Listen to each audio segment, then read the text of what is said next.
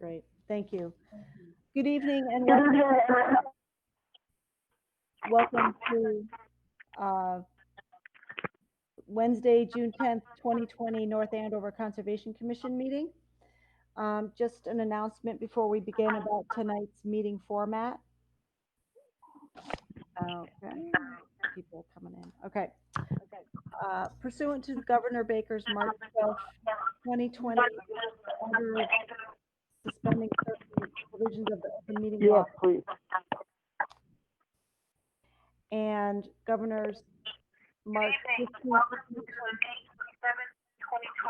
North Andover Conservation Commission. There's some really weird delay going on. A little on So, someone's probably got to mute their phone. I know. I'm getting feedback from somebody. That's feedback coming through an open phone. All right. So whoever's on with us, if they could mute themselves, I think that's going to help with the feedback that's happening. All right, I'll wait a minute. Right. Okay. I'll try it again. Pursuant to Governor Baker's March 12, 2020 order suspending certain provisions of the open meeting law and Governor's March 15, 2020 order imposing strict limitation on the number of people that may gather in one place, this meeting of the North Andover Conservation Commission will be conducted via remote participation to the greatest extent possible. Specific information and general guidelines for remote participation by members of the public and/or parties with a right and/or requirement to attend this meeting can be found on the town's website at www.northandoverma.gov. For this meeting, members of the public who wish to watch or listen to the meeting may do so on their televisions by turning to Comcast Channel 8 or Verizon Channel 26 or online at www.northandovercam.org. No in-person attendance of members of the public will be permitted, but every effort will be made to ensure that the public can adequately access the proceedings in real time would be a technological means. In the event that we are unable to do so despite best efforts, we will post on the Town of North Andover website an audio recording or transcript or other comprehensive record of the proceedings as soon as possible after the meeting. If the public would like to participate in public hearings, please email your questions or comments prior to or during the meeting to the Conservation Administrator, Amy Maxner, at amaxner@northandoverma.gov. The question or comment will be read during the proceedings and responded to accordingly. Okay, I think Lou, for the chair, we're ready to take a roll call of the commission members. Okay. We'll do the normal that we normally do. Jack is not here, so Joe, you will be first. You present? Yep, present. Okay. Al? I'm here. Okay. Deb? Present. Sean? Here. Okay. We're ready to go, Amy. All righty, great. All right. So we do not have minutes ready for your review this evening, so we'll have to wait till the next meeting for the May 27th meeting minutes. Next up is minor modifications. The first is 404 Summer Street, 2421727. This is a modification request to the existing order of conditions. The order was issued in March of 2018, and it governs the demolition of an existing house and pool and construction of a new house with no pool and relocating an existing driveway outside the 25-foot no disturb zone. The order was modified in August of 2019 to allow for an after-the-fact permit of a 6-inch PVC fence to enclose the rear yard. All site work and house construction is complete.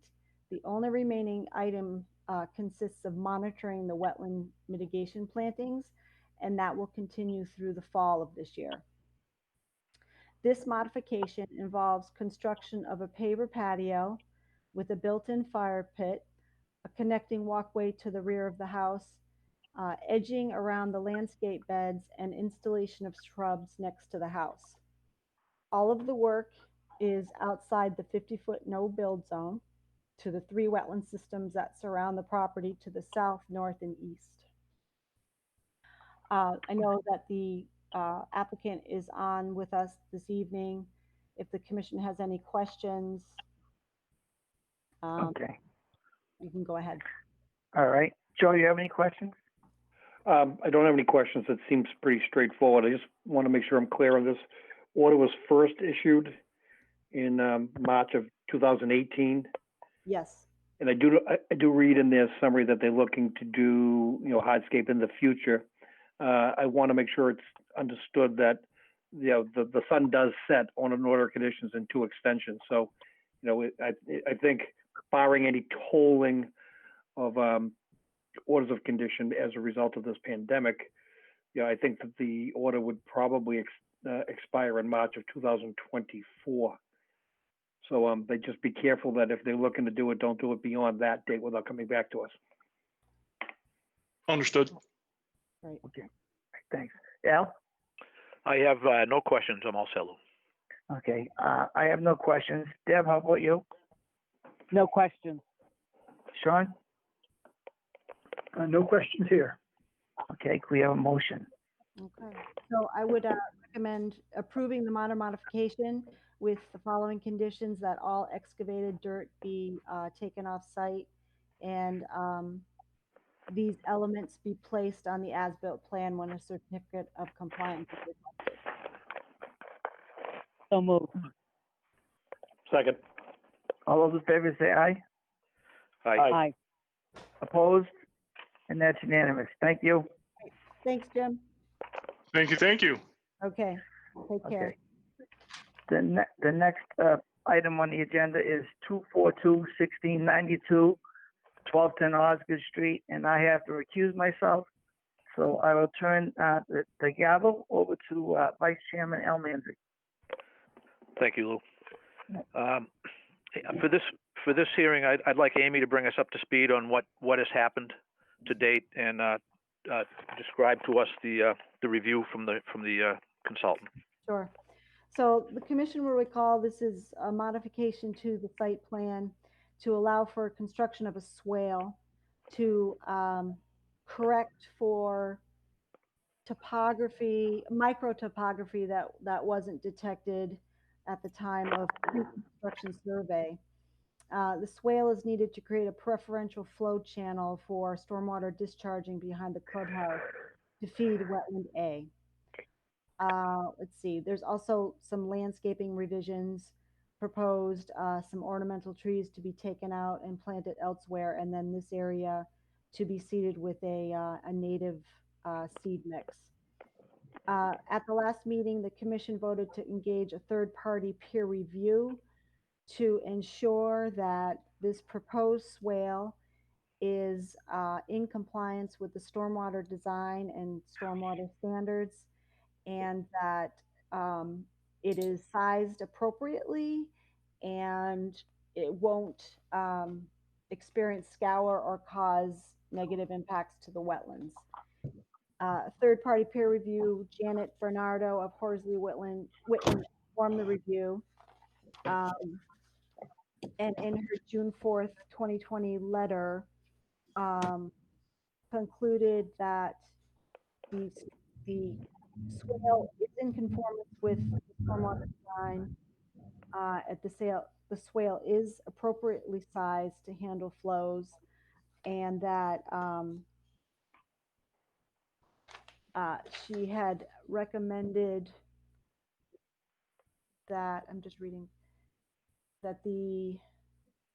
that conservation staff be on site at the time of construction, and I was going to recommend that we would do a pre-construction, with erosion controls installed at the new limit of work. Okay, and you went. My understanding is you've been out to the site. I went out today, and I met with Nathan of LRT. We walked the area, and it is clear that there is a slight rise in topography at the edge of the existing riprap that needs to be lowered to get flow to go towards the wetland. The other thing that I, without realizing, I realized that the a part of the footprint of the swale will be within an area that was used as a hay bale discharge point for dewatering activities. So this area is already disturbed in some stretch of it. So, and they extended the riprap as well to address Commissioner Lynch's concern over the elbow with water changing direction and causing scour possibly. So just to sum it up, basically, as a result of your visit and the consultant's recommendations, do you feel there's an alternative to this work? No, I don't.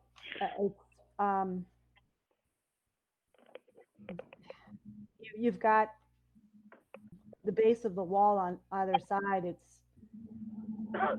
You got to get it going towards the wetland, and there's no other way to do it. Will there be any?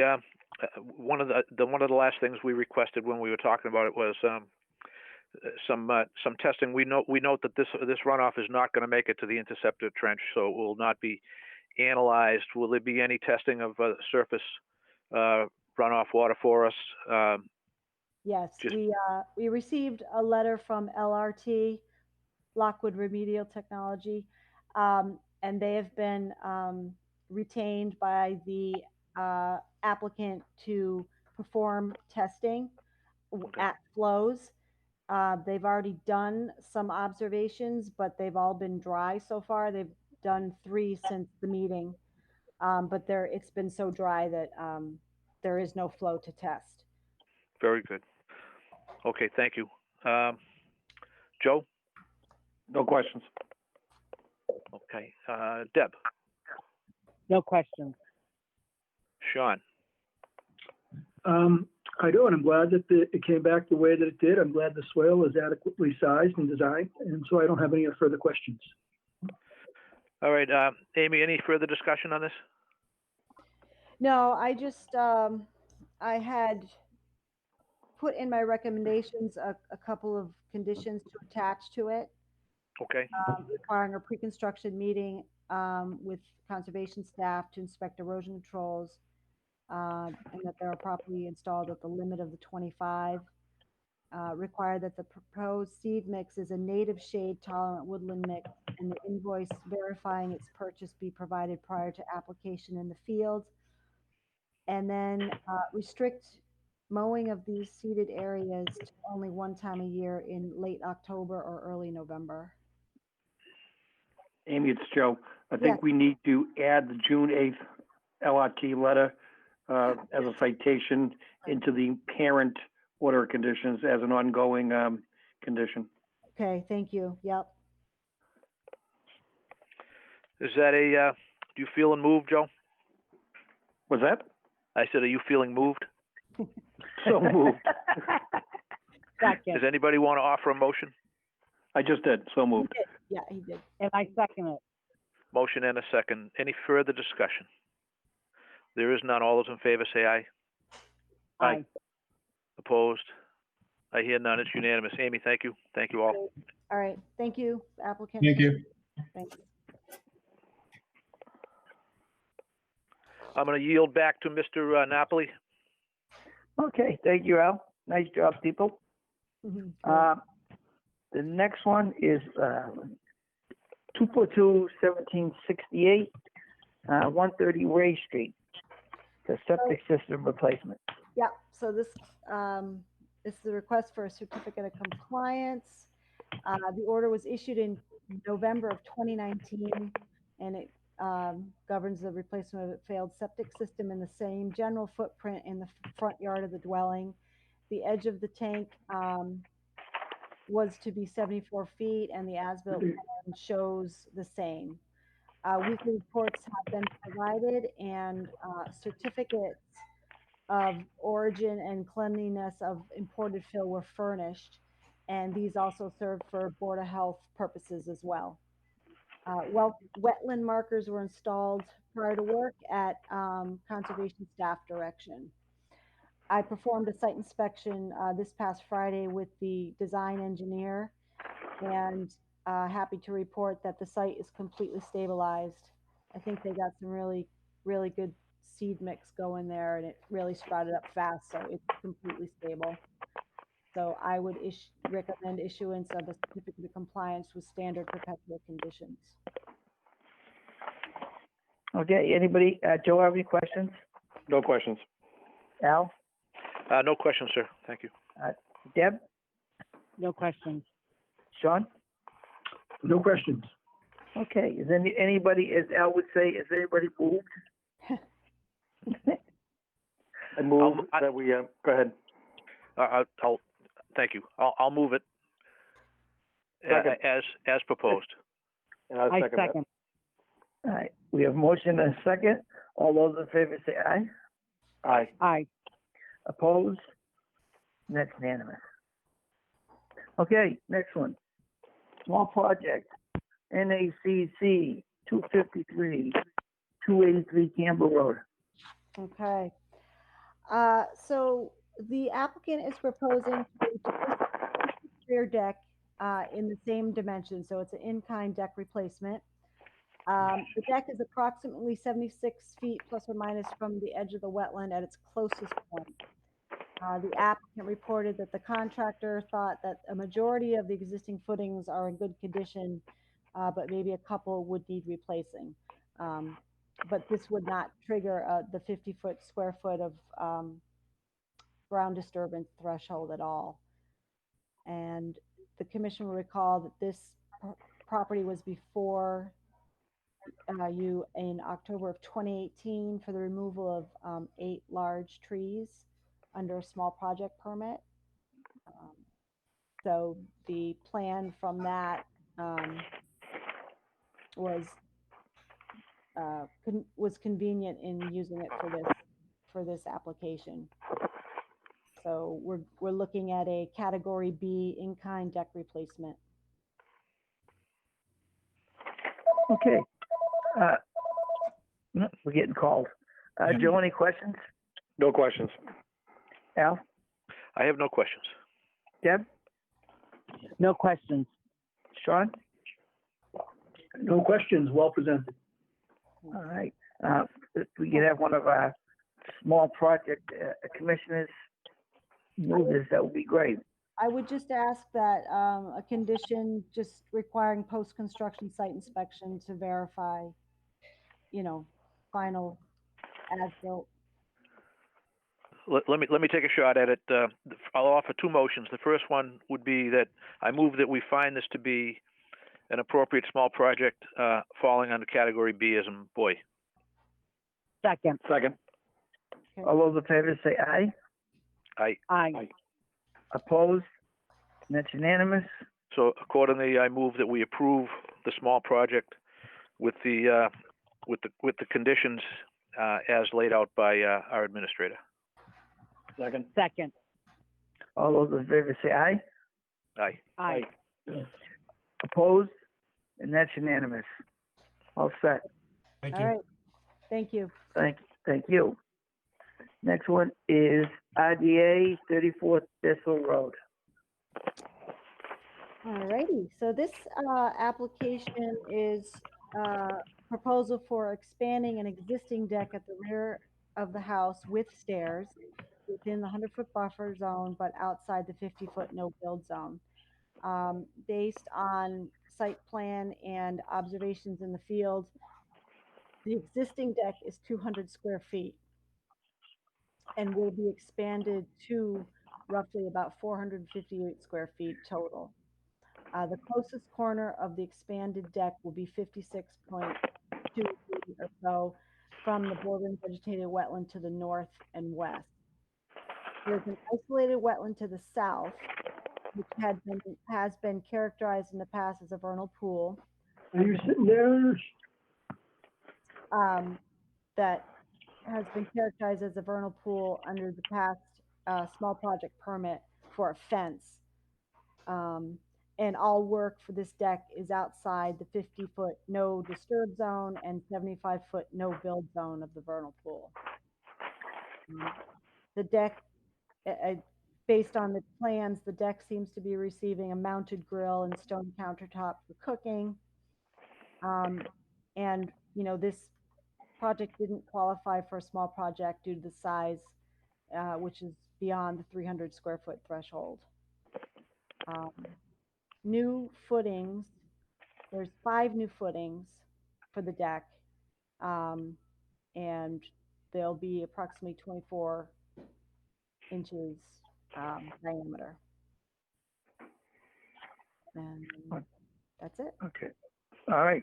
Joe?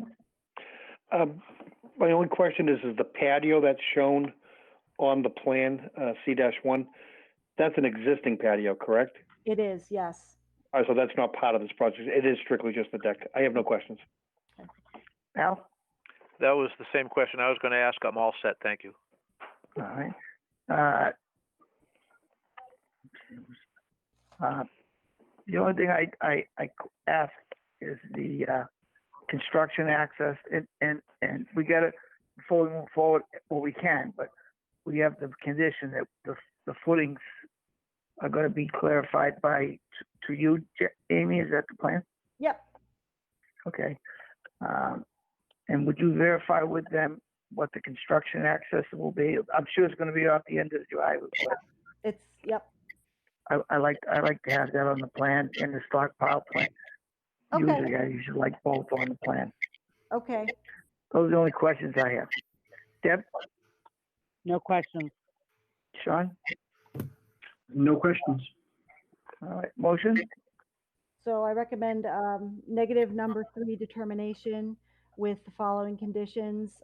Erosion controls installed and inspected before work by the Conservation Department. Any excavated soils be taken off site, and post-construction inspection with the conservation staff to verify compliance with the approved plan. So moved. Okay. Okay, just before we move it, you're gonna, And I'm sorry, you're right, construction access and stockpile to add to the plan. yeah, I'm trying to read this quickly. You're doing a pre-construction, correct? Yes. Okay. All right, so we have a motion by Sean, is that correct?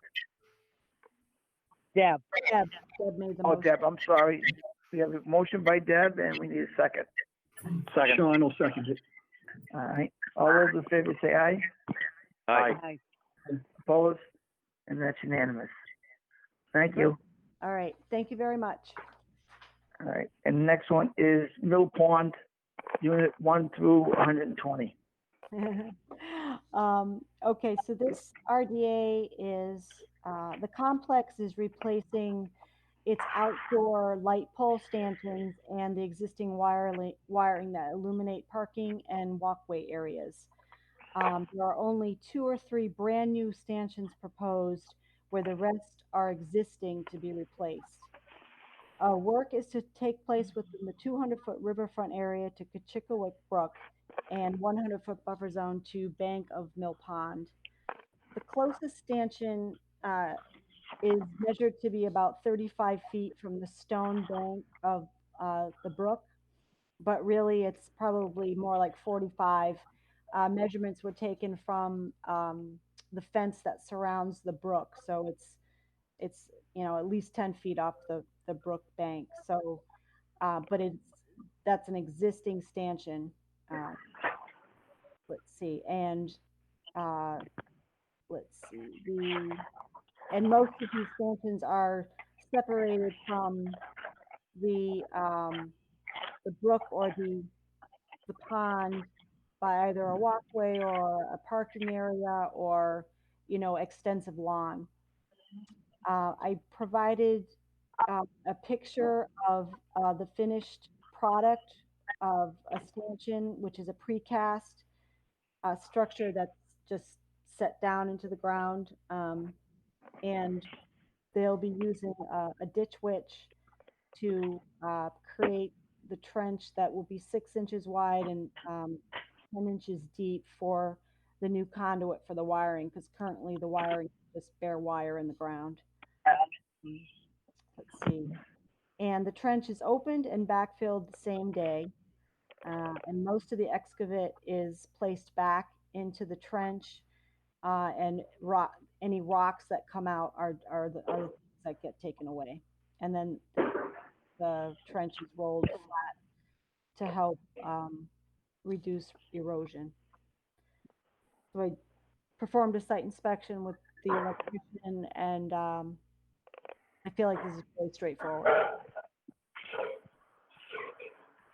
So, Okay, any questions? all right. Joe? Yeah, I think it's pretty straightforward as well.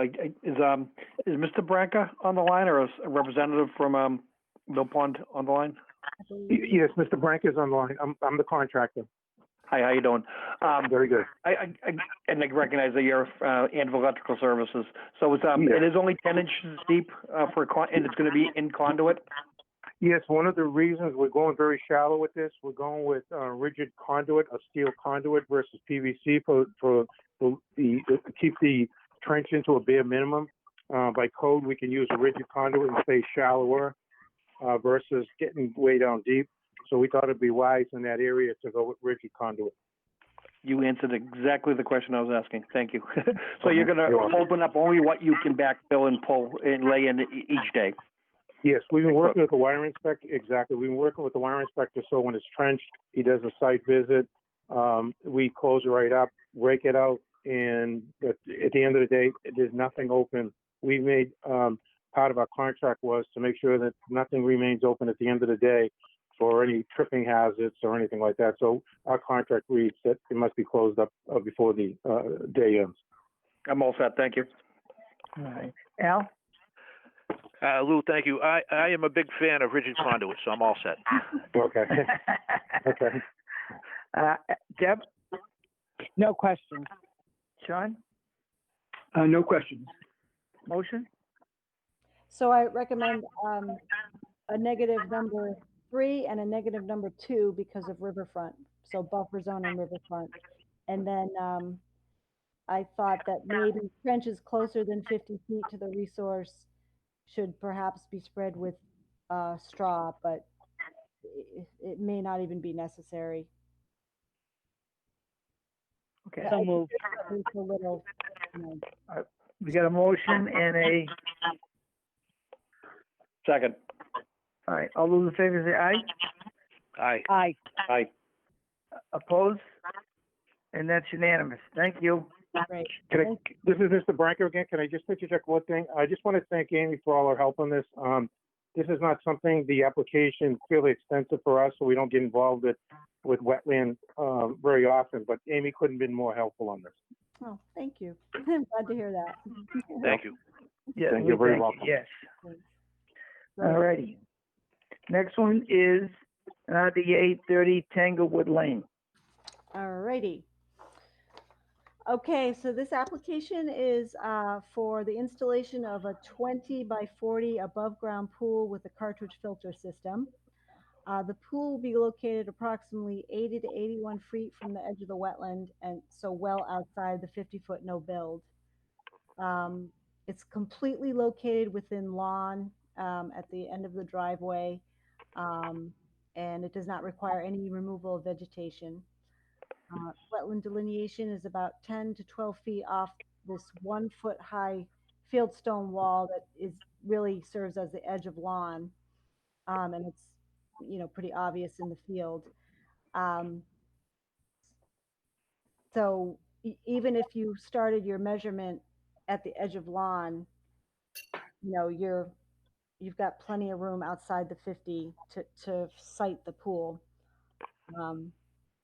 So while I was on site, I did observe a fire pit within the 25-foot no disturb zone, and I spoke to the applicant and directed him to remove it as soon as possible, and then just indicated that that probably would be a condition of pre-construction, that this, you know, the fire pit and the associated, you know, chairs and wood and things be removed. And he said that he'd start working on that, but we can condition it. Okay. I would just, that's clearly a violation. And Yeah. normally we don't approve anything if there's an existing violation. So I asked the applicant, if he's here, if he's removed all the stuff that's been asked by the administrator. He's not here. Jamie? Yeah, I'm here. Yes, she indicated that we should remove the rock in terms of the area that we put the fire pit. We took the rocks away from the fire pit because you indicated that it might be on the wetland area. So there are no more rocks to indicate a man-made fire pit.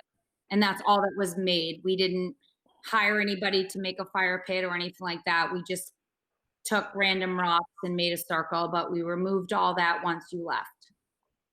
Okay, because I was just letting you know, because if there's an existing violation, we can't approve anything moving forward, or we don't. So you're saying it's all been removed, so then we can move forward. Yep. As Joe? soon as you said something, we Okay. removed it. Okay, thank you. Joe? My question is about the fire pit. Do you want one? Because if you do, you probably should show it on the plan and make it as part of this application. No, we actually, it wasn't a fire pit. It just was an area where, Campfire circle. exactly.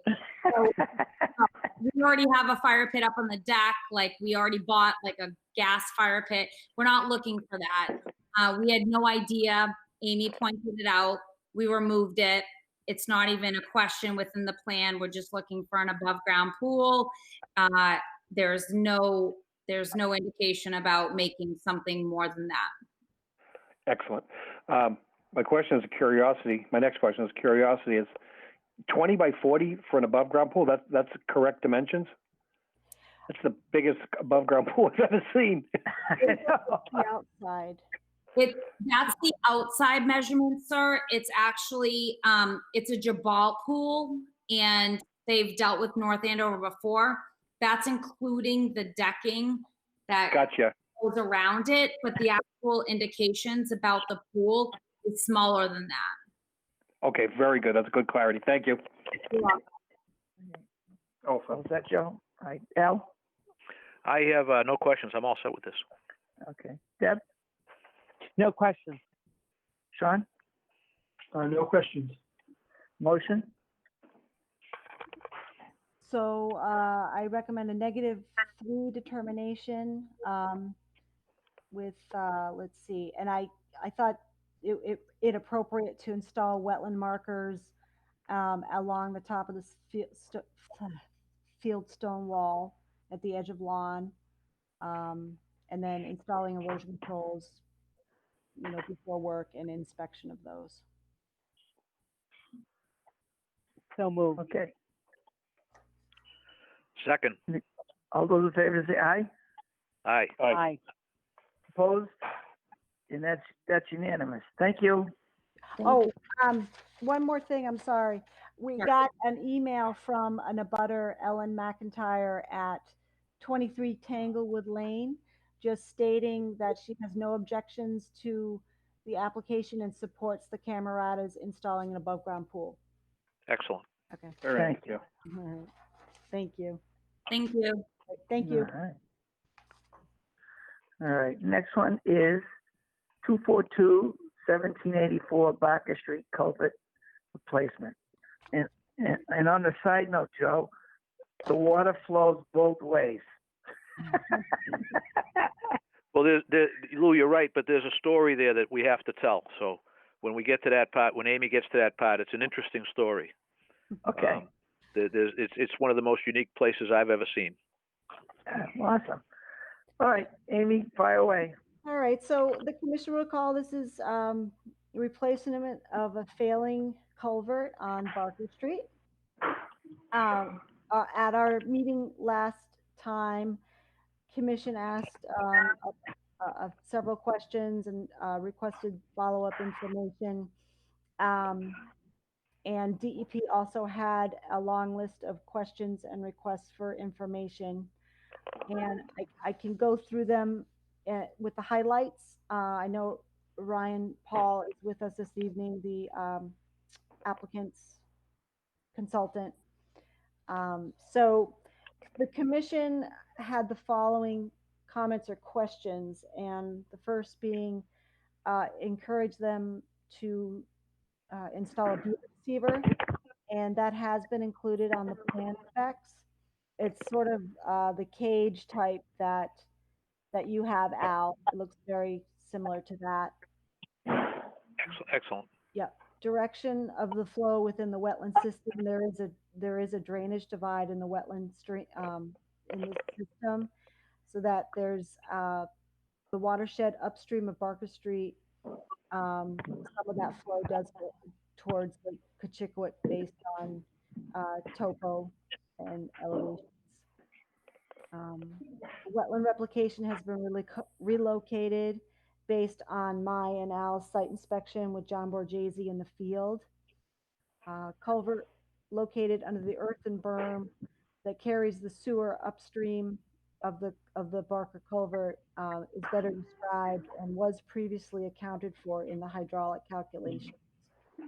Wetland replication guideline checklist and our requirements in our bylaw have been directly addressed, and there's actually a 5-to-1 ratio of replacement. DEP had a long list of comments. The first being limited project. It would, if the applicant could not meet stream crossing standards, then it would be a limited project. They discussed that further in the supplemental information.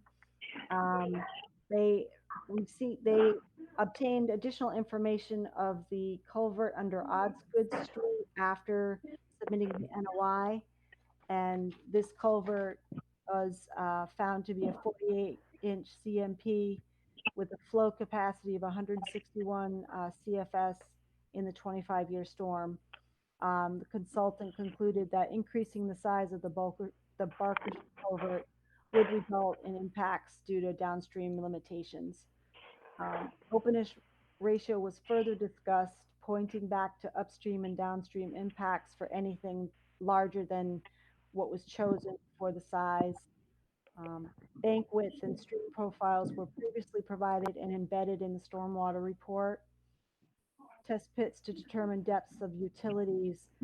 These are known. The gas line can be seen visually after the most recent part of the roadway has kind of collapsed, so we can visually see where that gas line is, and the water main is about 5 or 6 feet below grade, and would be further determined by the contractor at construction. Stream bed composition. The current conditions prohibited a pebble count, but that would be done, during construction. Let's see. DP had concerns that the head walls would cause scour erosion on the bank and in the BVW. The applicant responded that,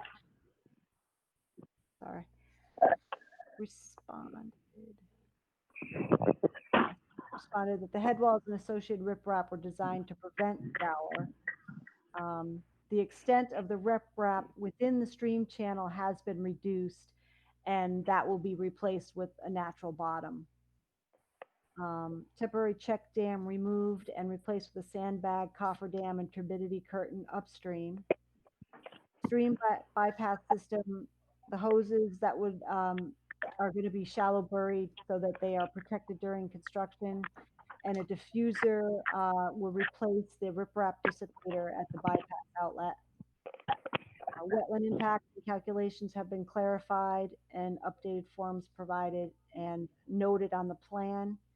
And the bypass pump size has been calculated for 350 gallons per minute during dry conditions and 6,000 gallons per minute in wet weather flow. So we have the applicant's consultants here this evening if you have more questions. Okay, thank you, Amy. Joe? I pretty much understood most of that. I think I have concern with the bypass pumping, particularly in the wet weather conditions. So the diffuser, I'm looking at your, I think it's attachment 5. Yes. And it seems to be more like an energy dissipator, but that flow there is probably something on the order of the 300 gallons a minute. Nowhere near the 65. What's the potential? I'm concerned there's a potential for scour at that higher flow rate. And I think the hay bales and silt fence around it is probably inadequate to handle that. But is there any chance for aerial atomization, spraying with nozzles to get it up in the air and dissipate it and almost create a rainstorm? Well, we were trying to keep it in the stream, and we talked to a couple of vendors from Rain for Rent to see more what they could provide us. So we came up with a general alternative that we show on the plans to prevent scour, which includes putting down a poly sheeting, and he's still using those dissipators, but having about approximately 20 feet of poly with holding it down by sandbag and allowing it to further dissipate down the stream. That way it's not, blowing out one end. We'll just drape the whole stream bed 20 feet down from the cofferdam. Yeah, I'm not so much concerned at the lower flow rates, but I think it's the wet weather high flow rates that might be anticipated. I mean, if there were a condition that this be done only in the months of July and August, again, you're just getting a permit now, and it's got to go out to bid, so that's unlikely for this year. So I don't want to be too restrictive, but it seems like this is the type of project that needs to be done in low flow seasons. This is Bob Rafferty, work with Ryan. The intent of the bypass is to match what the stream would see already. So we're not intending to build a dam so that we plug flow downstream. We'll match what would be coming through the culvert anyway. So if it's not scouring now, I think the protections we have in place would be adequate for whatever flow it sees. Okay, and the culvert is now in wet weather is in fact seeing the 6,500? Originally, it could have. Before it collapsed. Right. That's how we based our 6,000 gallons per minute was on the 24-inch CMP that was originally there. Mm-hmm. And what's this Victaulic pipe that I'm looking at of Victaulic fittings is what is that, about 12-inch? So it's coming at a higher velocity, same volume per minute, perhaps, but a much higher volume in concentrated as opposed to a wider pipe, culverted pipe. That's true. Right. So the velocity is what's going to give you the scour, not necessarily the volume. I think that if there's a way to pump it and spray it, not a way to, I've done it myself, spray it into the air and basically atomize it, put nozzles on those diffusers and get it up into the air and literally create a rainstorm, you eliminate the scour potential, but still deliver the water as needed. And I think it's something I would probably condition as a pre-construction condition and let the contractor submit something to us for approval prior to actually doing it. Now, if you prefer in a bidding environment to do something definitive, then maybe you could submit that before the contract goes out to bid. But again, I could be satisfied with having that as a condition within the order conditions that we might issue tonight. Yeah, I think that'll work, and we can always add a note to the drawings. And we have to see a bypass plan anyway, so we can share it and get your feedback before we approve it. Very good. Okay. So I'm curious about this divide. Is it because of the various modifications that have happened out in that agricultural area that we actually have a split where the water goes two different ways? Or is it because of the beaver activity that's pushed it the other way? Joe, it's actually neither. This is Al. What we observed out at the site was really unique. If you look at bullet point number 5, it talks about a culvert located under the earthen dam that carries the sewer upstream. I saw that, yeah. So that earthen dam is upstream of the culvert, or if you will, it's on the lake side, the Lake Chickerick side of the culvert. And that earthen dam has a culvert in it that is flowing toward the job, toward the Barker Street culvert. If you go on the other side of the earthen dam, the stream actually has a break where it flows towards the lake. So the divide, if you will, takes place on the easterly side or the Lake Chickerick side of the earthen berm, and then everything that gets through the culvert to the Barker Street culvert through that 100-yard approximate wetland system is heading towards the river. It's a remarkable thing, and it's something that Amy actually picked up on the GIS mapping. She observed the break, and when she observed it, she pointed it out to us at the site. And indeed, right on. It's one of the most unique things I've ever seen in my life. Okay. It flows both ways. And this project does not modify that at all. It's still going to function the same way. This is simply, Yes. I guess the road beneath, the culvert beneath Barker really just acts as an equalizer in that unique area. That really is all it is, because the flow is already determined by the culvert at the earthen dam, and you can only put under Barker Street what that culvert allows through. So it's really, the controls are in place already, and it's really unique. And once it gets past the street and heads towards the river, there's really, other than some wash off the road, it doesn't increase. The other thing I wanted to say real quick, and then I'll be quiet, is one of the things I observed out at the site was this really is almost an emergency project. Sure. This road is not going to survive much longer as it's degrading. So if there's anything we can do as a commission to help it go faster, we ought to. And that's it. That's all I have to say. Thank you. Thank you, Al. And you're all set with the DEP concerns for stream crossing standards, and I guess I would even call those into question given the fact that the upstream watershed is kind of non-existent because it in itself is the beginning of each of the two watersheds. So the reality is it probably doesn't need to meet stream crossing standards, but you're meeting them to the greatest extent practicable anyway, and DEP satisfied with that, correct? We hope so, right, Brian? We hope so. Yeah, I've worked with Pamela and Merrill from DEP on a separate project, and basically she doesn't really do a second review.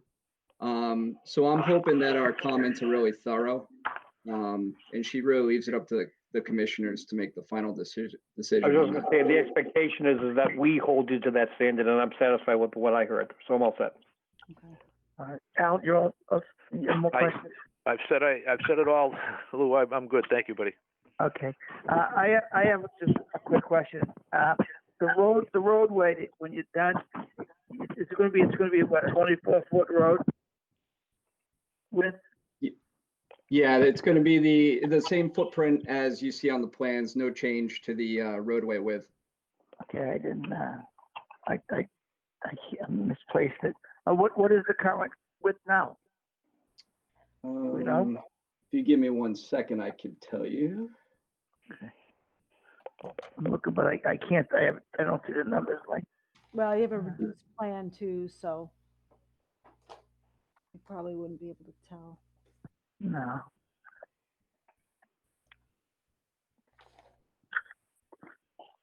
The reason why I ask is because right now the road is pretty narrow due to the collapse of the culvert, and it has no shoulder at all. So if God forbid somebody isn't paying attention, they can end up in the drink. That's why I'm asking, is there up the width of the road, and is there going to be a shoulder on either side? The measurement is approximately 20 feet. 20? Mm-hmm. And there's really, the wetlands are right up against it. Okay. We will have like just a slight shoulder, a gravel, shoulder near the head walls themselves. Okay. On the bid specs, is there any discussion on any guardrail? Yes. We show them on the we show them on the plans. Yep. Okay. Well, then the other question is, good. No, go ahead. Go ahead. All right. The other question I have is on the bid process. Is there a bond being listed for the contractor? Yeah. Yes. There'll be a typical, payment and performance bonds. Do we have a number yet? That number, the payment and performance bond is different than what bonds that the Conservation Commission would put in place to protect the resource. So that would be an additional bond if that's what we're requiring, and we usually do. Okay. All right. So Well, let me ask you this. Again, I forget the name of the representative from Environmental Partners. Ryan. Ryan. So just as you stipulate payment and performance bonds within the general conditions of the bid documents in the contract, you're also annexing our order conditions as part of the bid document. And I think attention should be pointed out that there is a bonding requirement within those order conditions, just to make sure the bidder knows that there's something that needs to be put up, and then based on good performance, they get back in the end. Yes, I actually think we touched upon this last time. That's not a problem. We can make sure that's front and center, so they do see the additional bond. Very good. Okay. I just wanted to bring that up there because we had a project not too long ago that a bid wasn't included by the town. So I just want to make sure that the bonds are there, and there's a number there that they know when they bid the jobs that they're going to be there. And thank you, Joe, for your input. All right, Deb, I'm all set. Deb? No questions. John? Sean, do you have any questions? Uh-oh. Are you muted? *6? *6?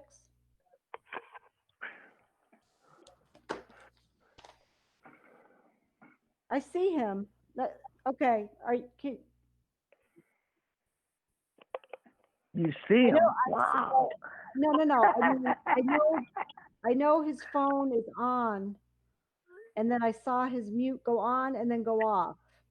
Okay. And then now it's on again. John, are you there? Now it's off. Sean.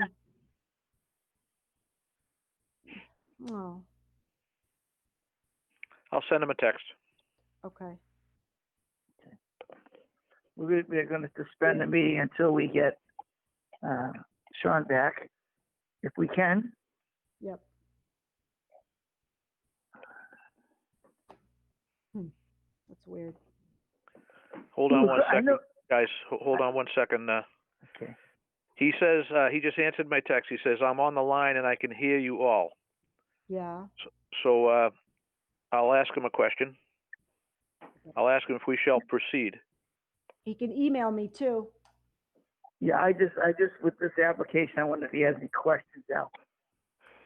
Okay.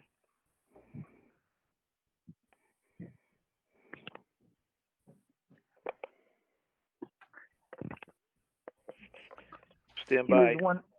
He's the one that saved us last meeting, and then he gets shut off. Yeah. Apparently, this system. Oh, that's happening. This system is imperfect, but yeah. I'm still here. I know. I went on my house phone today. I wasn't leaving anything to chance. Yeah, you know, I got to tell you something. I'm on a hardwired line too, and Yeah. there's a lot to be said for the hardwire. Yeah, I think next time I'm worried because my battery is very, very low on my cell phone. So I hope we get through this meeting. We're going as fast as we can. I know. All right, listen, I got an answer from Sean. He says he has no questions on this one here, but he wants to participate in the next item. So we have to find a way to get him back on. Okay. We can finish off this one. We can finish off Barker Street, but the next item he wants to participate in. Okay. Okay. So what do we do? All right. Well, we can vote on this on the Barker Street if there's no more questions. Yeah, we can. We absolutely can. He's going to leave the meeting and try to rejoin, but he doesn't have any questions on this one, so we can move on this one, Lou. We can get rid of Barker. I move that we close 242-1784, the Barker Street culvert replacement. Second. Okay. All those in favor say aye. Aye. Opposed, and that's unanimous. We're going to need him anyways, Al, on the next one because I have to recuse myself. So, Okay, so we can table it unless it's going to be continued anyways because we don't have a DEP number. So listen, why don't we go, Lou? Why don't we go to 410 Summer Street? Okay. And let him try to get back in. Sounds like a plan. Thank you all. Have a good night. Thank you. All right. Thank you. Okay. Next one is 242, no DEP number, 410 Summer Street. Okay. Folks, can you hear me now? Yes. There you go. Okay. All right. Yep. I jumped out of the meeting and then I just jumped back in without a problem.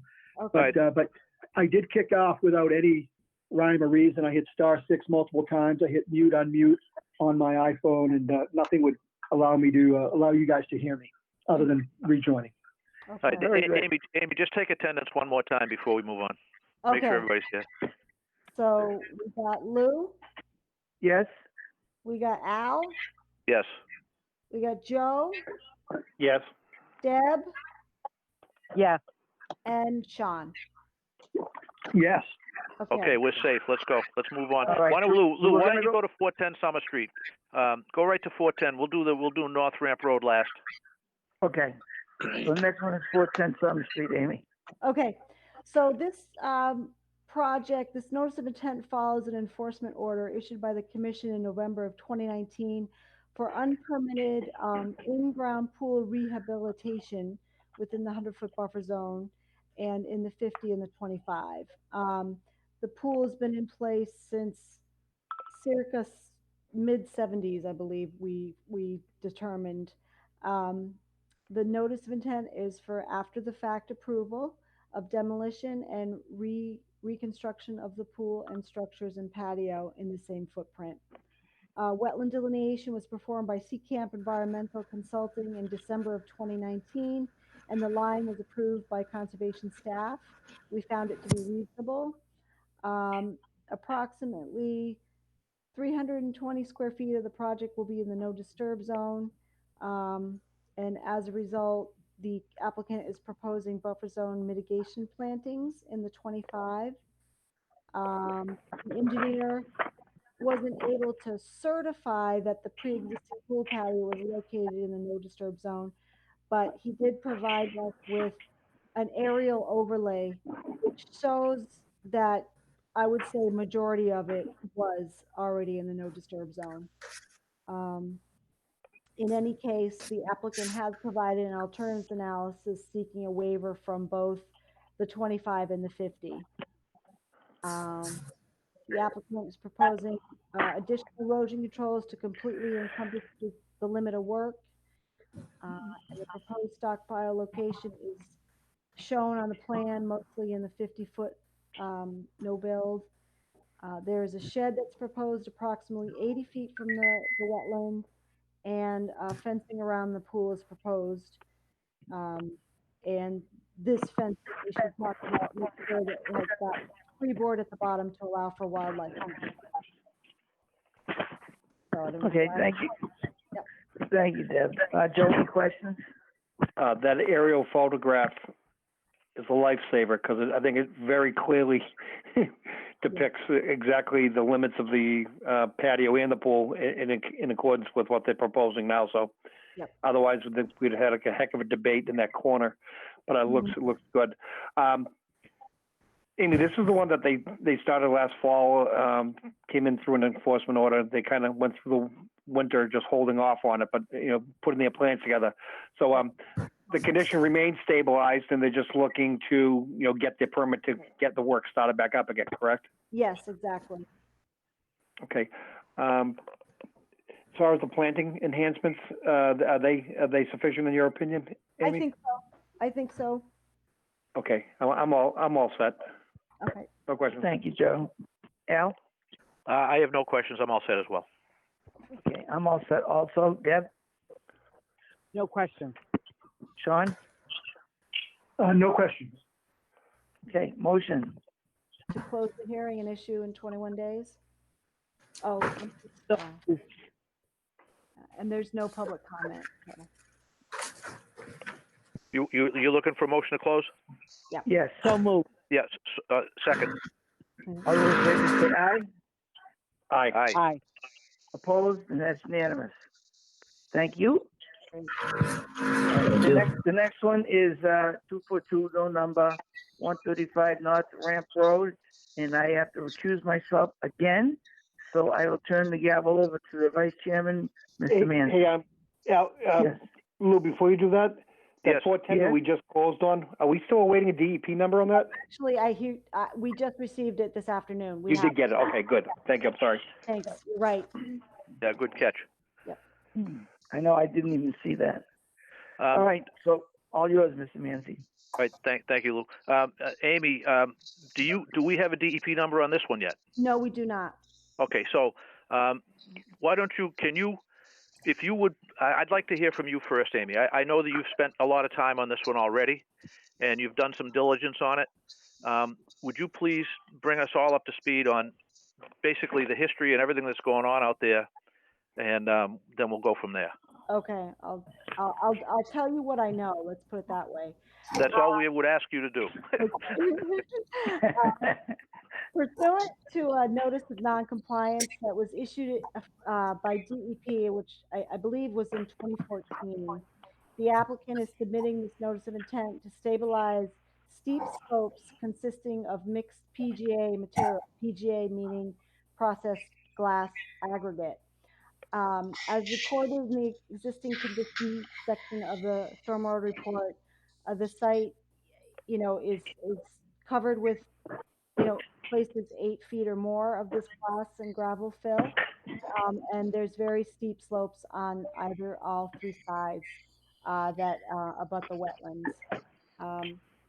The bottom of the slopes are in the buffer zone, and in some cases are immediately adjacent to the wetland. They're proposing the approach to stabilization includes flattening the existing mounds of PGA material on the site and distributing it through the site to flatten things out. Dress slopes with no more than 2 inches of clean, organic, rich screened loam, 2 inches so that we don't create a thickness that will slump.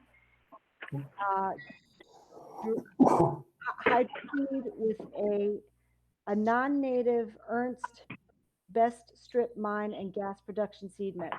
The seed mix contains non-native species but are reportedly not considered noxious or invasive, and the choice, I believe, is because it is growing and very good at stabilization. And then top dress all the hydroseeded slopes with a photodegradable germination blanket. There's also stormwater management proposed with 2 subsurface infiltration chambers and leaving in place an existing detention pond that receives stormwater from a catch basin on an abutting site, but berm this pond. Permeability testing, as reported in the stormwater report, showed 104 inches per hour through the grass and gravel material. The value of 52 inches per hour was used per the stormwater handbook for the calculations.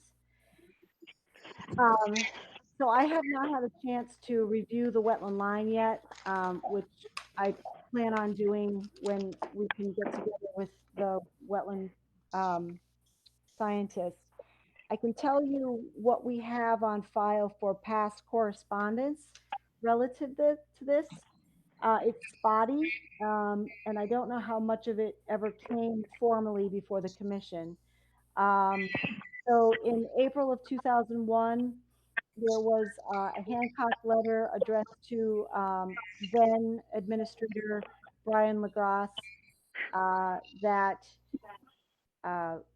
pretty much laid out the fact that Mr. LaGrasse had reviewed the wetland line and approved it and agreed that the proposed clearing and grading on the site was out of the buffer zone. So, and that they wanted to expand a little bit of the clearing and grading that was still out of the buffer. In 2007, January, Hancock provided a letter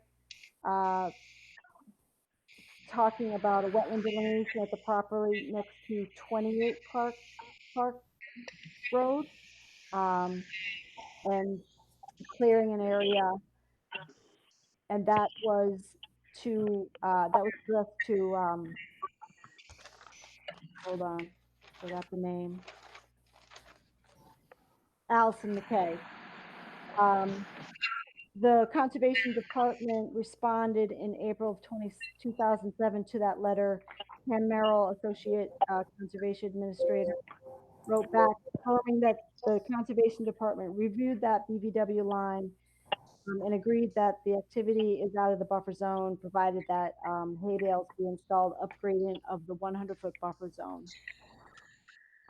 And then we have a April 2011 Hancock letter to Jen Hughes, then administrator,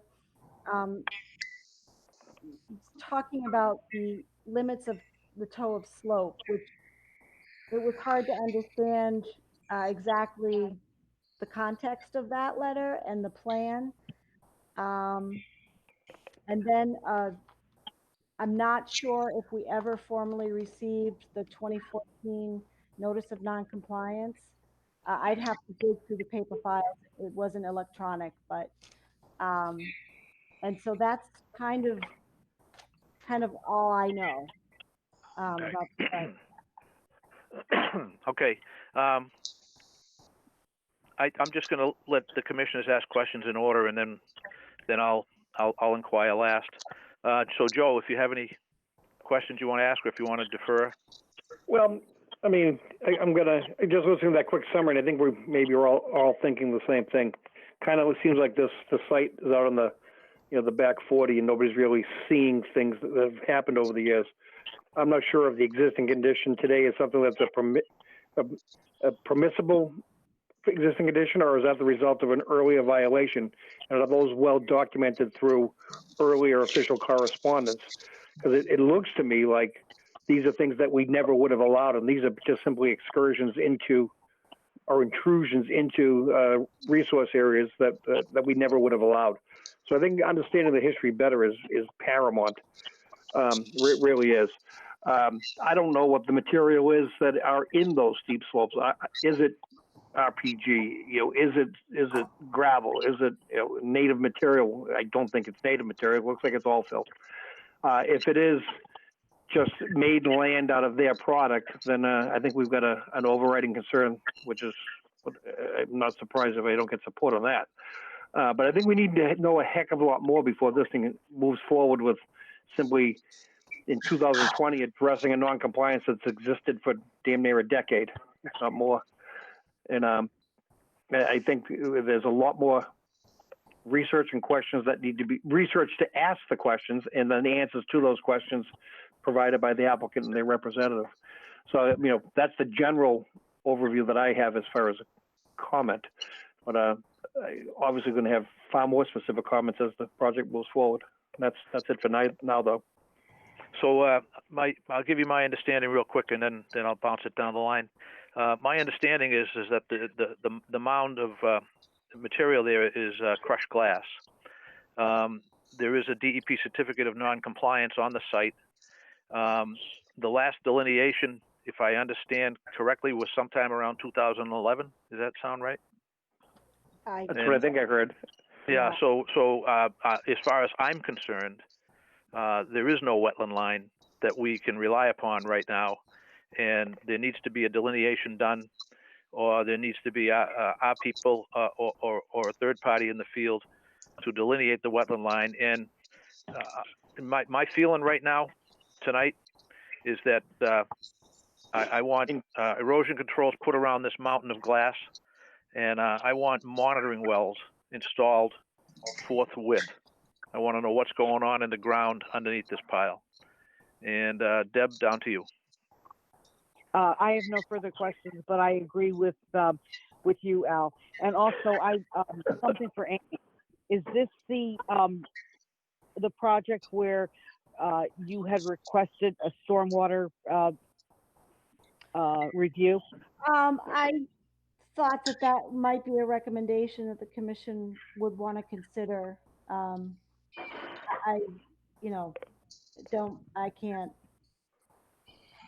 not qualified to evaluate that. Yeah, I don't think we would commission that until we know till we know all the background Right. information for us. It's kind of a waste of time, but ultimately, I think we do need one. I agree. Right. Okay. I agree. Yeah, I just thought I'd bring that up, and that's all I have to say. Okay, thank you, Sean. So I became aware of this pile of glass probably 3-4 years ago when a person at a nearby property came to me. It's not too often people come to me and put me on notice of things. So I reached out to our administrator at the time. She did some digging and she let me know that DEP had opened a file on it, but nothing had happened on it. And I asked her to follow up on it, and I didn't hear much back. And then I followed up to follow up again, and I didn't hear much back. And I kind of was a little. I didn't feel very happy to report back to the person who spoke to me that all I can tell you is DEP has a file open on it, and geez, that's all I know. So I'm glad to see this in front of us right now. I think this is a condition that's existed for an awfully long time, and there's got to be some action taken for it. So Al's proposal as far as what to do to get this thing up and running, I fully agree with, and I think we should open the book up on this thing. Okay, so Amy. Yeah. So based on what we know so far, it seems everybody agrees we need to really start digging into this thing. We need to establish a solid timeline.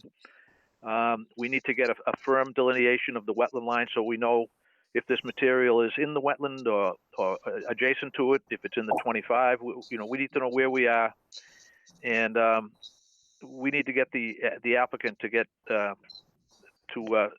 cease and desist activity pending the installation of monitoring wells to tell us what's going on in the groundwater underneath the pile.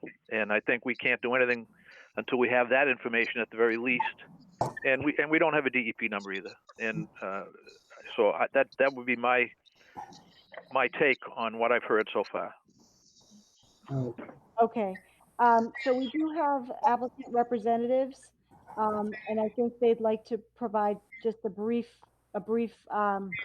rundown for you guys. Yes. Okay. Emphasis on the word brief. Okay, because there's a lot we don't know, and there's a lot that's likely going to change. But absolutely, they can be heard. So go ahead, whoever's out there. Hi, David Cowell. I'm a wetland scientist with Hancock Associates on behalf of the project.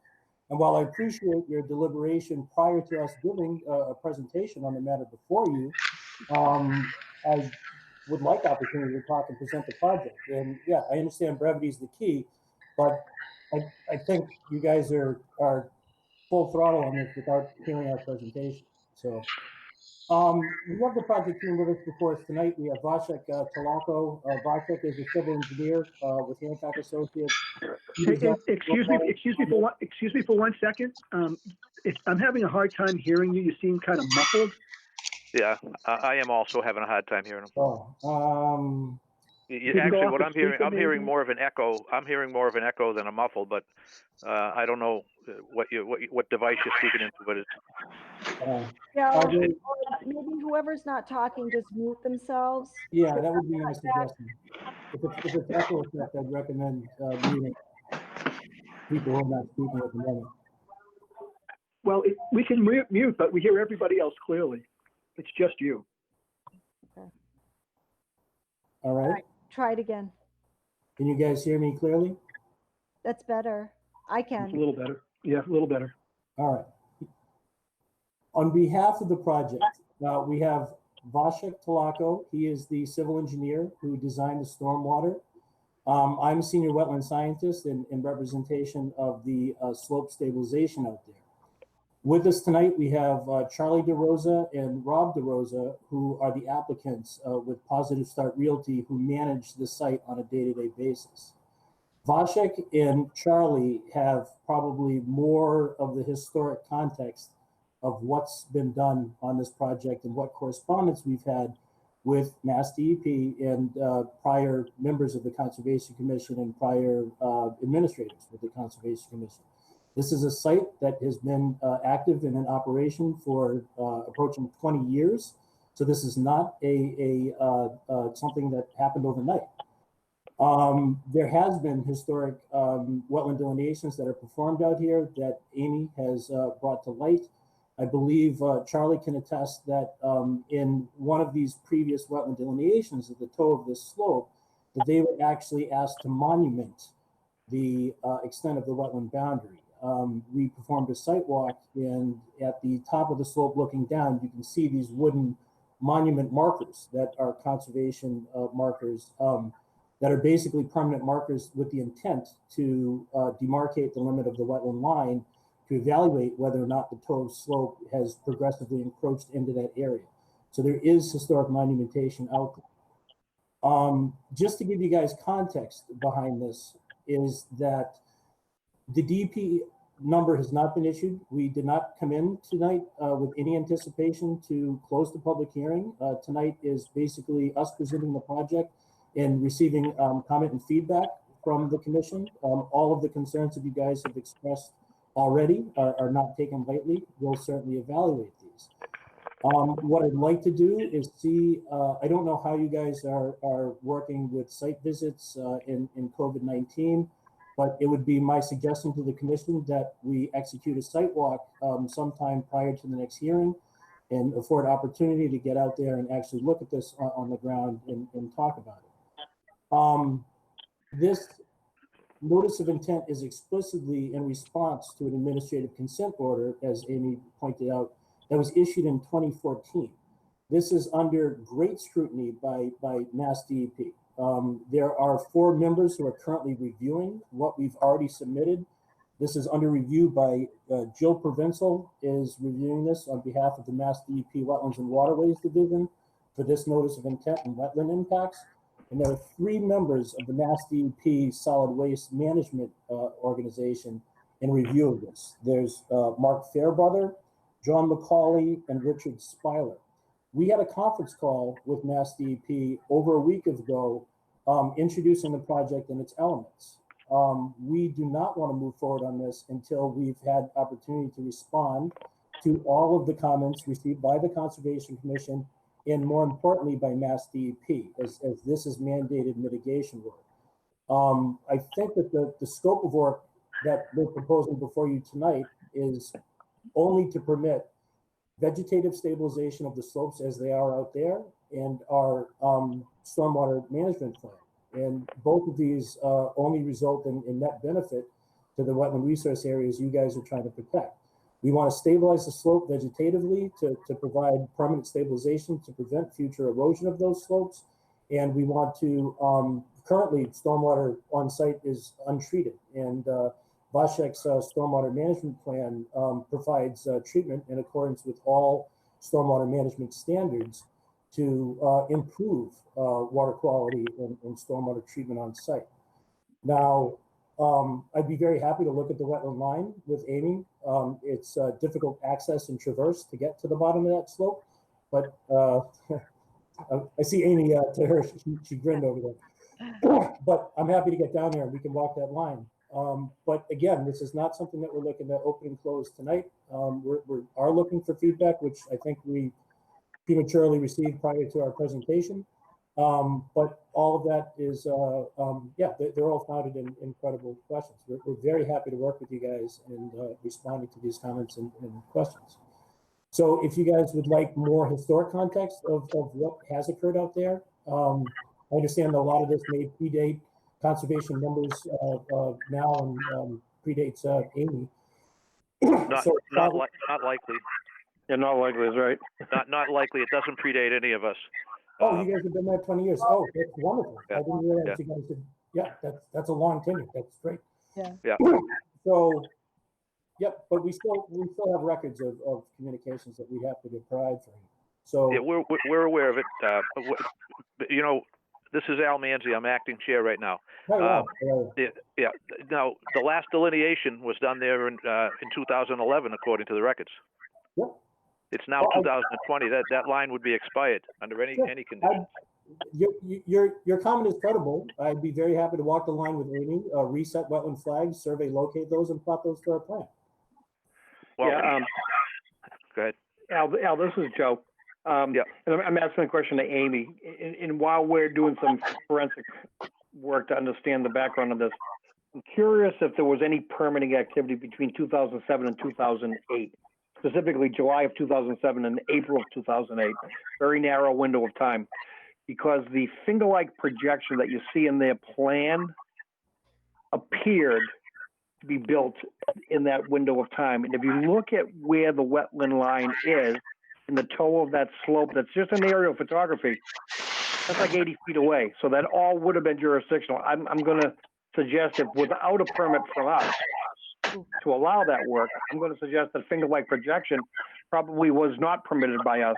And, you know, and I think I would want to understand that as we consider this application at this point. When we're talking about the finger-like projection, that's that right-hand protrusion in the center top of the page. Are you guys able to project the plan for visual reference, or? What's that? Are you guys able to project the plan in the public hearing for visual reference? No, I'm just using Google Earth from home here, and no, we're not. Yeah, we're just on telephone, and we're doing our own tabletop stuff individually. Oh, all right. But yeah, I'm just simply going to Google Earth. Pretty straightforward thing out there, and you load it up. It loads up with the most current photography. But in the lower, you probably know, in the lower left-hand corner, there's a time clock that shows, and that gives you historic aerial photography. Yeah, I use it. So I can literally see from July of 2007 photograph that finger-like projection does not exist, and that in April of 2008 it does. And by using what I think to be the wetland line, that would not have been permitted in that window of time by this commission. It, therefore, may in itself be a violation. And that's my assertion that I think we need to understand prior to even any discussion of what we do up there. Never mind the putting a stormwater management area up there, because it may be in a violation area. Right. Okay. Yeah. No, I'd be happy to look at that for you. I don't have any visual context in front of me right now, but again, if we did a site walk, we can look at some of these areas and look at a plan together and talk these issues over. There's no sense to having a site walk if we don't know where the wetland line is, and the wetland line needs to be redelineated. It is, correct? It is delineated in the field right now, right? Yes. Yeah, but when was that delineation done? Vasha, do you know the answer to that? Well, it was done in the past, and it was refreshed. Wait a minute. And it was refreshed in the last couple of years. Refreshed and reviewed by somebody from this commission? No. Well, then you don't have, in our opinion, you don't have a valid wetland line right now. So you're gonna have to have it redelineated and then reviewed by our staff. Is that something that, Amy, you'd be able to walk the line with me? I could set the flags while we're down there and just one. Amy's not gonna establish a wetland line for you. That's your job, and then she reviews it when you get it done. All right. Well, it is, okay. Listen, what I'm saying is I'm a professional wetland scientist that can set the wetland line with no problem. It would be two birds with one stone if Amy were to walk it as I set my flags. Based on, I'm not asking Amy's opinion on where to put the flags. Yeah, let's pretend this is a real application. Flag the wetland line that's there today, survey it onto the plan. Yeah. Submit it, and Amy will review that line on a plan in the field. That's the way all applications go. I don't think this should be shortcutted in any different way. And on the same plan, we need to see the limits of the pile of glass to see where that is in relation to the line. All right. Yeah, I mean, it's observable by the topographic contours of the total slope.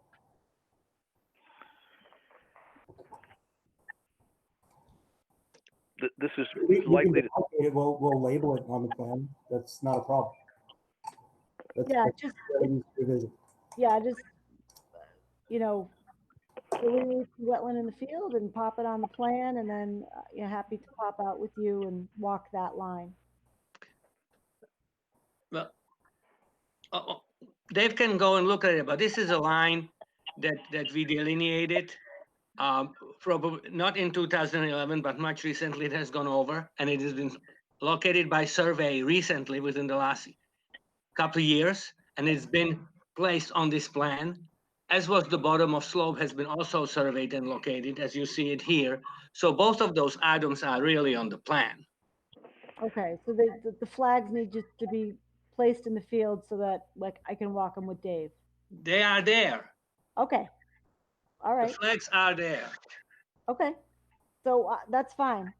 Yeah, I hear the tone. The flags are there, but if they're 2 years old, they're not there because the flags are no good. We need current flagging.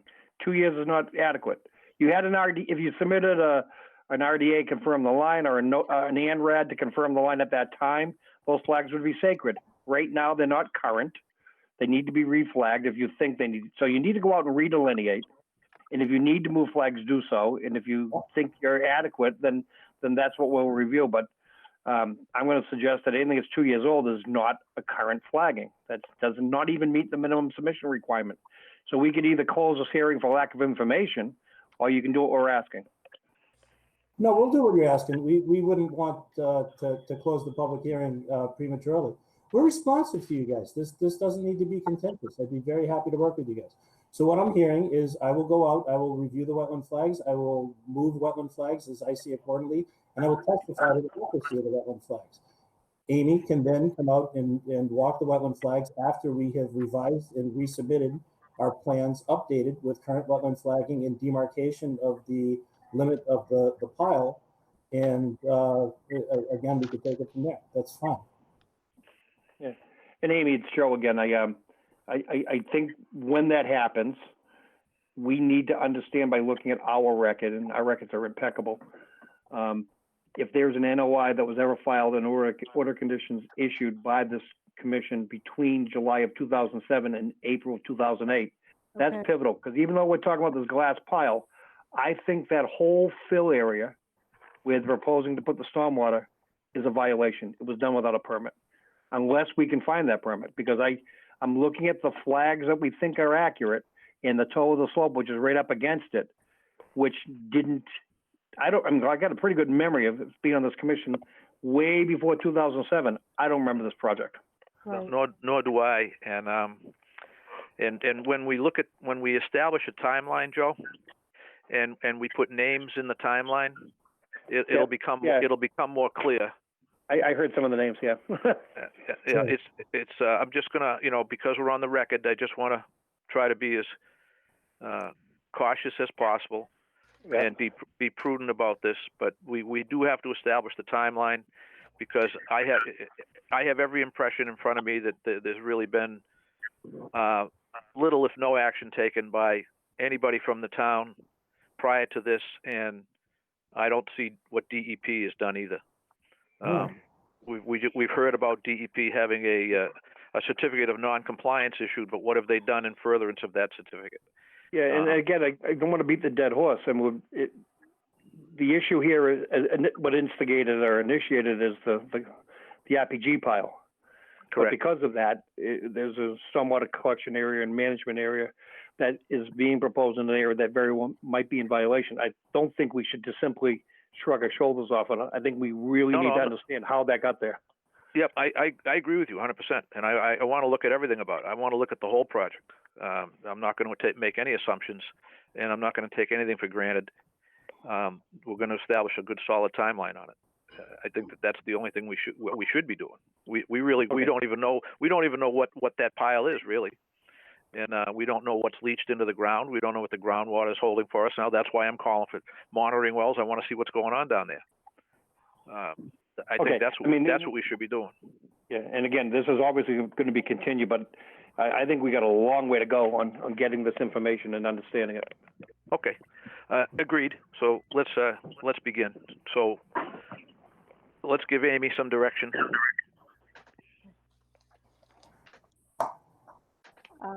So I know, Al, you said that you really wanted to get monitoring wells in, like. Well, we can start. If you want to start with the delineation, we can start there, and Okay. I'll go out to the site. I'll go out to the site to participate in a site visit, Okay. and we can start there.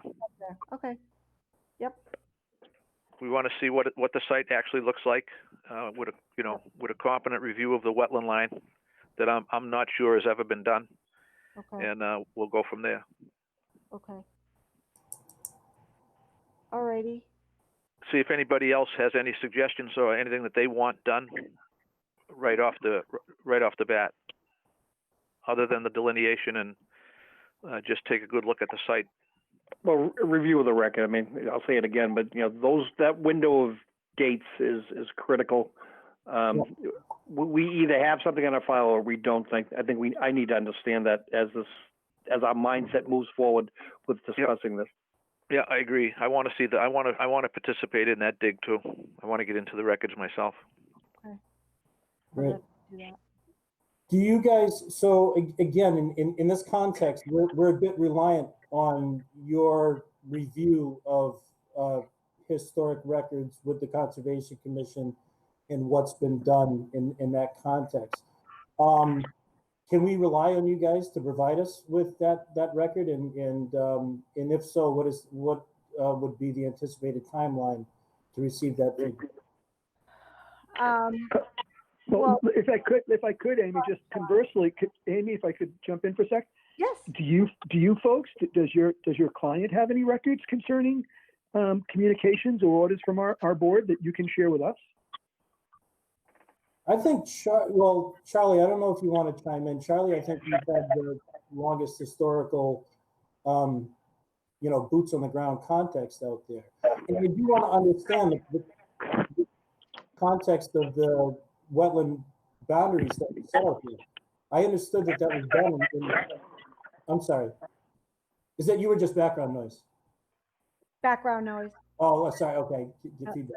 So again, I do want to understand the context of the wetland monuments that were set at the toe of slope.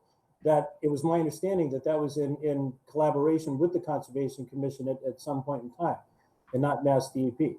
So I regret that I've only been active in this project for a few months, so I don't have the historical context that some of you guys do. So I am reliant on some of this feedback. Right.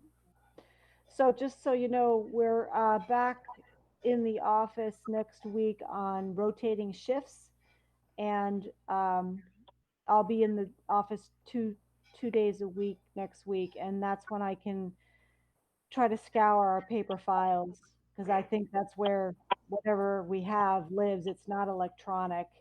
Sure. So I'll do my best to find whatever we have, and I guess whatever you guys have, if you could compile that would be helpful. We can compare notes. Absolutely, yeah. I'd be happy to pound pavement and do some of the research ourselves. Yeah, no, we would very much appreciate any information that you can find of what you do have on record. If you could share anything subject to public records, that'd be great. That would Yeah, help. I don't want that burden to lie solely on Amy's shoulders. The reality is, every order condition requires that it be recorded at the Registry of Deeds. It's one of the pre-construction, one of the basic requirements of the document. So on your end, your owner should research his title, which is simple enough to do online. You guys can do that, and you guys can produce order conditions, or anything that's been recorded from our commission, you should be able to produce as well, and that should be part of your application. So I highly recommend you also do it. Oh yeah, no, there's no question about that. We'll query public records, anything we can get our hands on. I can't review the conservation files without Amy's help. That's all I'm asking.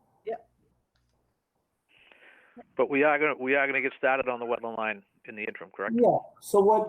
Okay. So what is the next hearing date, and what is the submittal deadline for additional information prior to that hearing? What I'd like to do between now and then is reevaluate the wetland line, provide any revisions to the plans as necessary for submittal prior to next hearing. So the next next meeting is June 24th, and generally we like to have information 7 days prior to that date. So, and then after that, our next meeting is July 22nd. So there's a little bit of gap. Okay. We're usually every other week, but we have a bit of a gap between the June 24th and July 22nd. Okay. So I don't think that's unattainable. If your submittal deadline for the 24th is the 17th, which is exactly 1 week from tonight, I think that would still afford me opportunity to get out, review the wetland line, make revisions as necessary, and update our plan. So we can do that. Also, hopefully prior to the next hearing, I mean, we anticipate comments from Mass DEP. Like I said, they're reviewing this for in evaluation of their administrative consent order. What we have before you under the order of conditions is only to stabilize the slopes and do the stormwater. You know, if we want to investigate the historic context of anything else that's going out there, and I'm not suggesting that you guys issue an enforcement order. I mean, that's certainly at your purview. But at the same time, I heard somebody mention a cease work order, and I politely ask if the commission would consider backing off on that. This is, you know, I mean, that would be catastrophic to the client to, you know, on a moment's notice.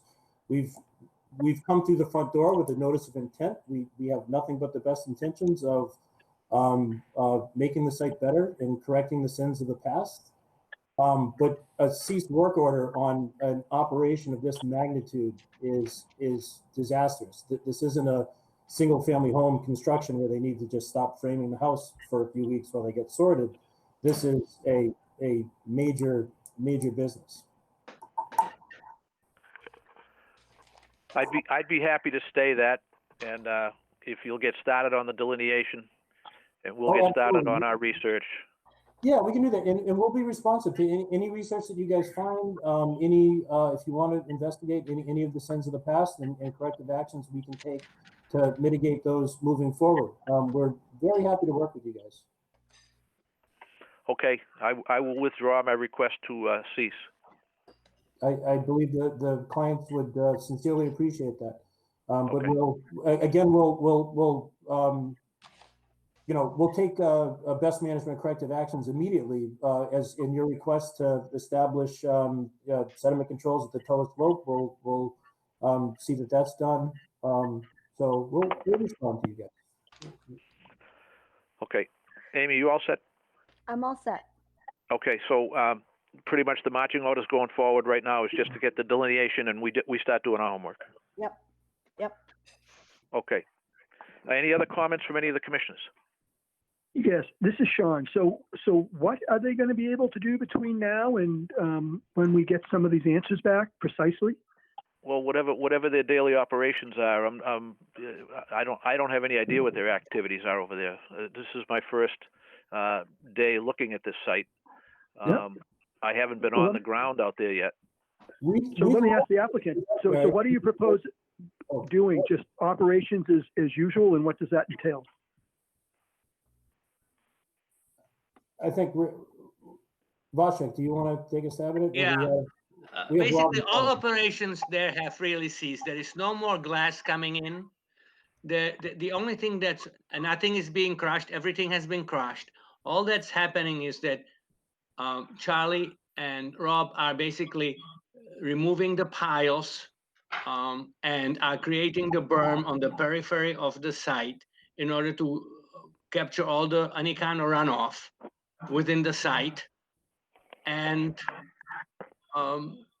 that's all that's really going on there. I would just advise this.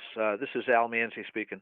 I would use extreme caution in whatever you're doing there before we get a delineation that we all agree upon. Because if the activities that you conduct are in violation, if we find out after the delineation that they're in violation, that may be worse. So I would just, all I could say is, I'd use extreme caution between now and the time we agree upon a line and our next course of action. That's respectfully understood. I see Rob raising his hand there. Rob, are you able to speak? Unmute. He's got to unmute. You have to are you unmute. Rob? I think you need to. Star 6. Hit the microphone on the bottom of the screen. Yeah, I got it. Nope. I just All right. want to say, we're actually not performing we're not even performing any work along the berm. We haven't done any type of work in that area.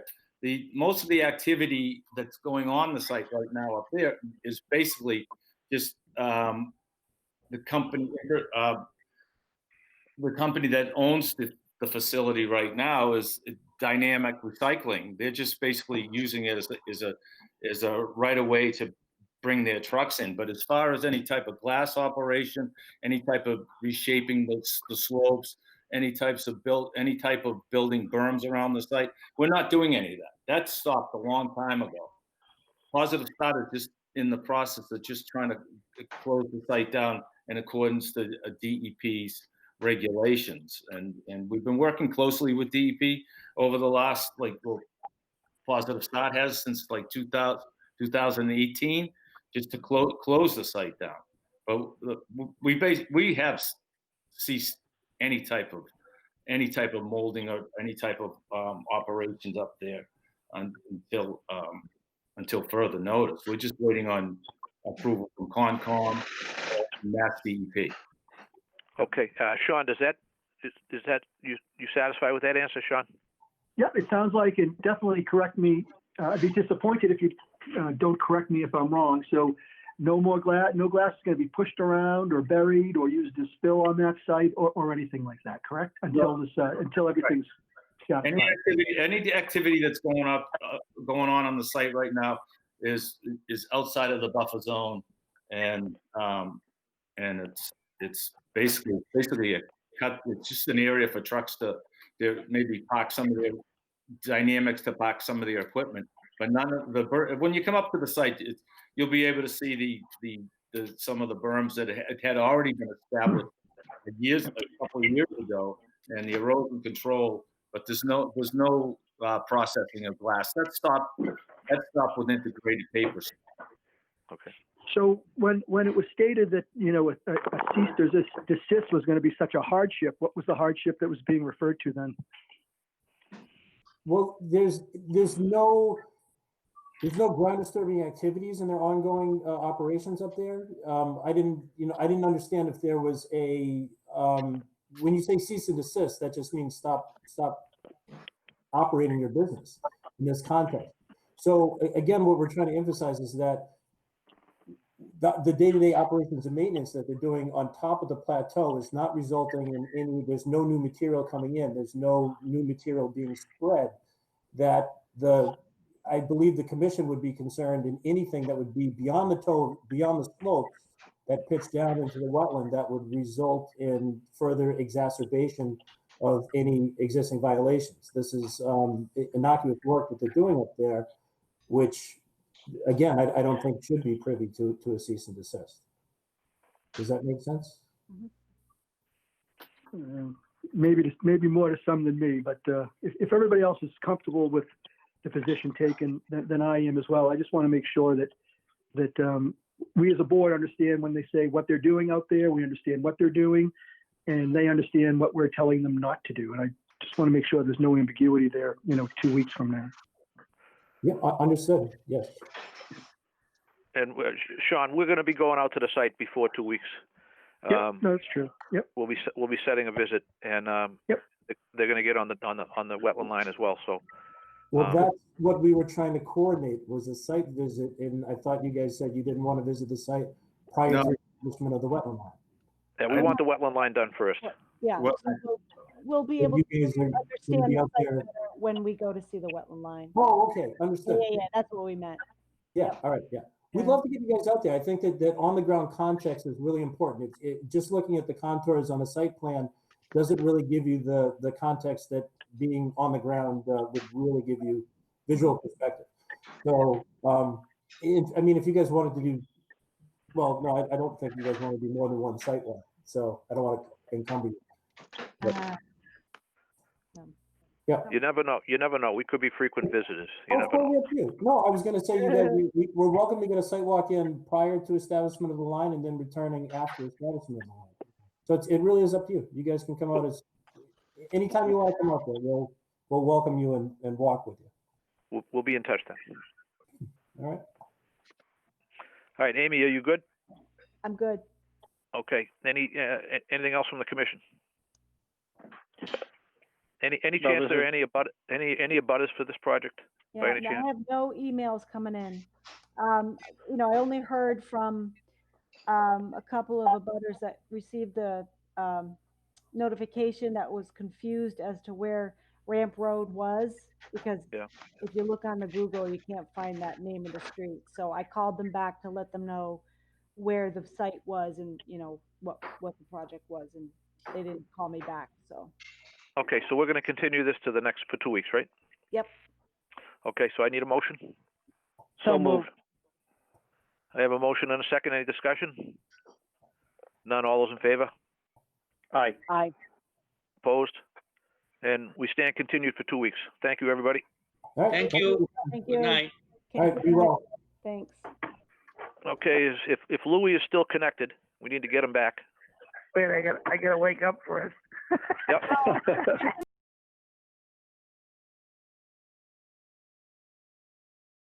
All you have left are enforcement order violations to take care of, and then we should be out of here. I got it. All right. And actually, we only have 2 instead of 3, but okay. 537 Boxer Street. Okay, so this is an enforcement order closure. The commission issued an enforcement order for an unpermitted shed within the 25 and at the very edge of the wetland. The applicant was required to move the shed outside the 50-foot no build and file an after-the-fact small project permit to properly permit it. He was required to seed the area where the shed was and cover it with straw and install wetland markers on posts along the edge of the lawn. I was able to verify compliance with all those directives in the middle of May, and I attached some photos for you guys, and I recommend lifting the enforcement order. Any questions? No Joe? questions. None. Al? No, I have no Deb? questions. No Deb? questions. Sean? No questions. No, sir. No. All right, so we need a motion to rescind the enforcement order. So So moved. moved. All right, I got 2 moves. Do I have a second? One of them, I guess the second one was seconded. All right. All those in favor say aye. Aye. Aye. Opposed? That's unanimous. Next one is 410 Summer Street, which you already approved in NOI, so it's kind of a Right. moot point. I think we can vote to lift that, just because filing the NOI was the directive of the EO.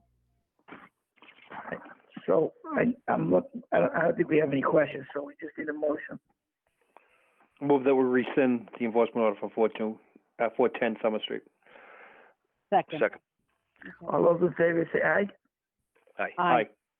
Opposed, and that's unanimous. And last but not least is 190 Farnham Street.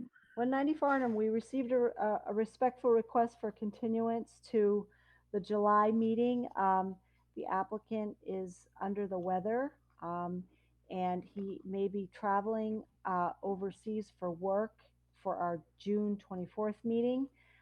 So he's respectfully requesting a continuance to the July meeting. I was out there today.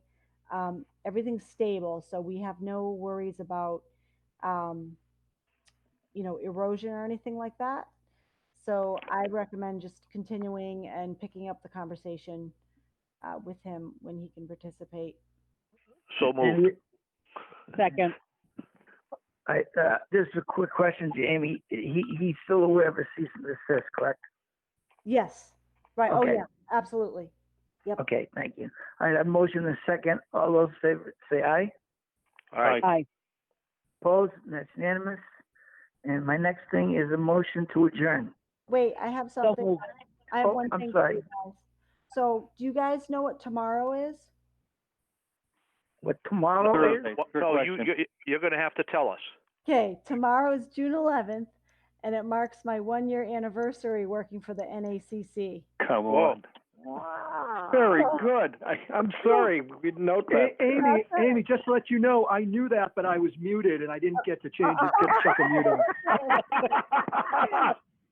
So my question to you is, did I pass the test and do I get the job?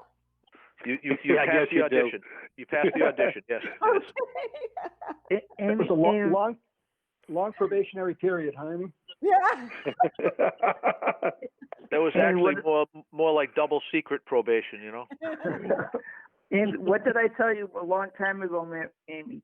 Don't ask the question if you're not going to like the answer.